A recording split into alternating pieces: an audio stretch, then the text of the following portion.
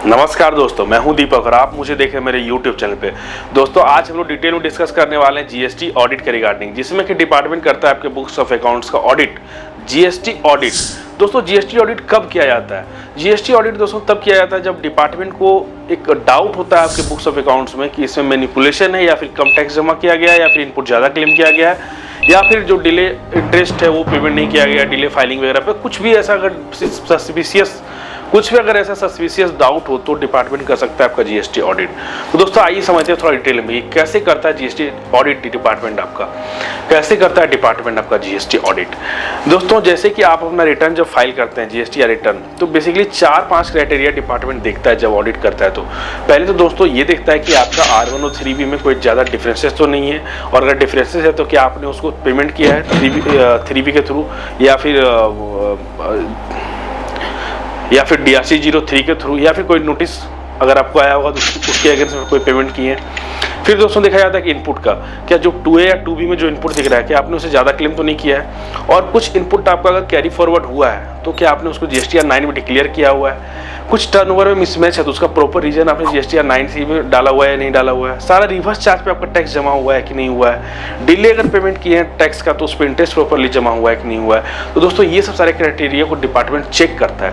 जैसे डिपार्टमेंट के हाथ में आपका बुक्स ऑफ अकाउंट्स लगता है, ऑडिटेड बुक्स ऑफ अकाउंट्स, तो दोस्तों सबसे पहले डिपार्टमेंट उसमें सेल्स और परचेज को चेक करने के बाद देखा जाता है ग्रॉस प्रॉफिट की। सपोज करिए आपका ग्रॉस प्रॉफिट 5% है तो उस 5% पे जो आपका जीएसटी अमाउंट है वो कैश में भरा हुआ है कि नहीं।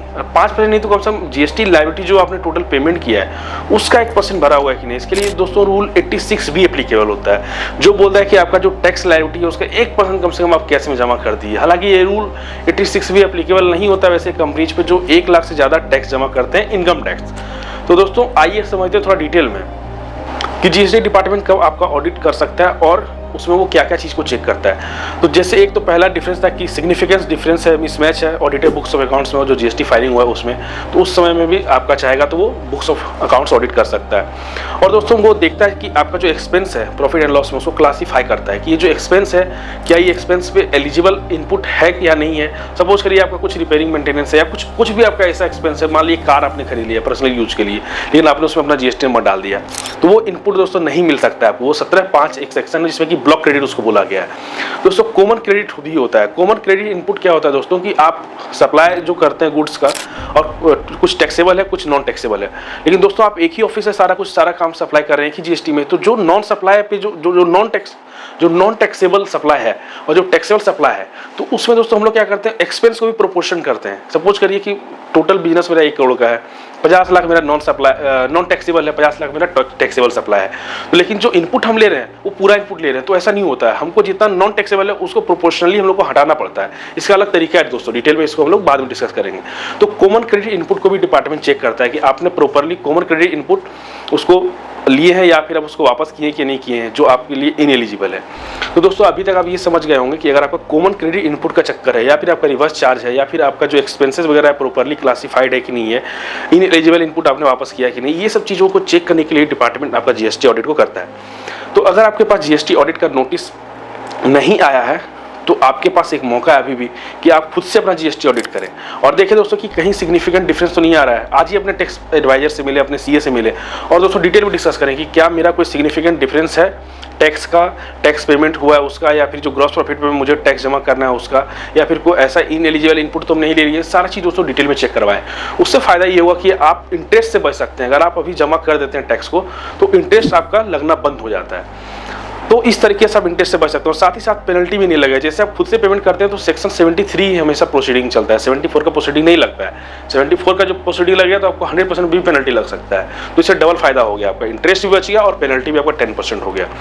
दोस्तों आइए समझते हैं थोड़ा और डिटेल में कि जीएसटी ऑडिट जब डिपार्टमेंट करता है तो क्या क्या पेपर मांगता है। दोस्तों सारा डिटेल्स, चालान, return, R1, 3B, 8A, 2A, सारा कुछ कैलकुलेशन, रिकन्सिलेशन, साथ ही साथ बुक्स का स्टॉक रजिस्टर मांग सकता है, परचेज रजिस्टर, सेल्स रजिस्टर, कोई अगर एक्सपेंस है तो उसका लेजर, तो दोस्तों ये सब चीज़ डिटेल्स मांगा जाता है। लेकिन दोस्तों आप अगर चाहें तो ये सब सारे चीज़ को डिटेल्स को पहले से बना के रख सकते हैं। इससे आपको बेनिफिट ये होगा कि जब 4 या 5 साल या 2 साल जब भी जितना भी पीरियड के लिए ऑडिट अगर आता है तो सारा डॉक्यूमेंट आप तुरंत प्रोड्यूस करेंगे तो वो सारा चीज़ रिकनसाइल हो जाएगा। क्योंकि दोस्तों टाइम बहुत कम होता है, इसमें आपको 15 दिन पहले नोटिस दिया जाएगा कि या 15 दिन पहले बताया जाएगा कि आप इसको जमा करिए ये सब सारा डॉक्यूमेंट को। जैसे आप जमा करेंगे तो उसका ऑडिट खत्म करने का टाइम 3 महीना ही रहता है 65 का, तो उसमें काफ़ी टाइम लिमिटेशन होता है और उसमें कभी कभी 5-5 साल या 4-4 साल के लिए डेटा मांग लिया जाता है, तो उस समय वहाँ पे बहुत दिक्कत आता है। तो दोस्तों आप सारा बुक्स ऑफ अकाउंट्स को प्रॉपर्ली रिकनसाइल करके पहले से रखें। अगर आपका बड़ा फाइल है तो आपको डेफिनेटली करके रखना चाहिए ताकि आपको बाद में और दिक्कत नहीं आए। तो दोस्तों ये वीडियो से आप समझ पाए होंगे कि 65 जो सेक्शन है उसमें डिपार्टमेंट कब आपका ऑडिट कर सकता है। तो ऑडिट जब डिपार्टमेंट दोस्तों कंप्लीट करता है तो आपको एडिटेड 2 देता है। अगर उसमें जो भी इशू है उसमें लिखा हुआ रहता है कि आपका ऑडिट करने समय मुझे ये इशू मिला है और आपका इतना टैक्स निकल रहा है जिसको आप इंटरेस्ट और पेनल्टी के साथ भर सकते हैं। अगर आप भर दिए तब तो वो केस क्लोज हो जाएगा, और अगर आप नहीं भरे तो दोस्तों आपको 73 और 74 में प्रोसीडिंग स्टार्ट किया जाएगा। और दोस्तों उस प्रोसीडिंग में भी अगर आप भर दिए पैसा को टैक्स को तो ठीक है, अगर नहीं भरे तो फिर आपको अपील के थ्रू जाना पड़ेगा, मतलब डिमांड निकाल सकता है वो, तो अपील में जाना पड़ेगा। तो दोस्तों ये है सारा प्रोसीजर 65 का जो ऑडिट है। और डिपार्टमेंट को लगता है कि इसका बुक्स ऑफ अकाउंट बहुत ही ज़्यादा पजल है तो फिर डिपार्टमेंट वो 66 में स्पेशल ऑडिट भी आपका कर सकता है। और जो 66 का स्पेशल ऑडिट का चक्कर है वो बहुत ही दोस्तों बहुत ज़्यादा कॉम्प्लेक्स है।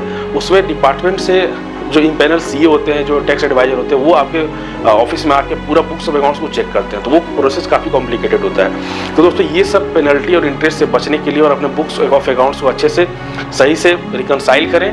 और दोस्तों ये वीडियो को देखने के लिए थैंक यू सो मच। और इस वीडियो को दोस्तों लाइक करें, चैनल को सब्सक्राइब करिए और ज़्यादा से ज़्यादा इस वीडियो को शेयर करिए उन सभी दोस्तों के साथ, उन सभी टैक्स एडवाइजर के साथ जो बुक्स ऑफ अकाउंट्स अच्छे से नहीं बनाते हैं अपना टैक्स पेयर का। और साथ ही साथ अपने टैक्स पेयर को भी शेयर करें ताकि लोग समझ पाएँ कि कितना इंपॉर्टेंस है। जब जीएसटी ऑडिट आता है तो बेवजह उसमें काफ़ी सारा पेनल्टी और इंटरेस्ट देना पड़ता है दोस्तों। तो दोस्तों थैंक यू सो मच इस वीडियो को देखने के लिए। Thank you so much.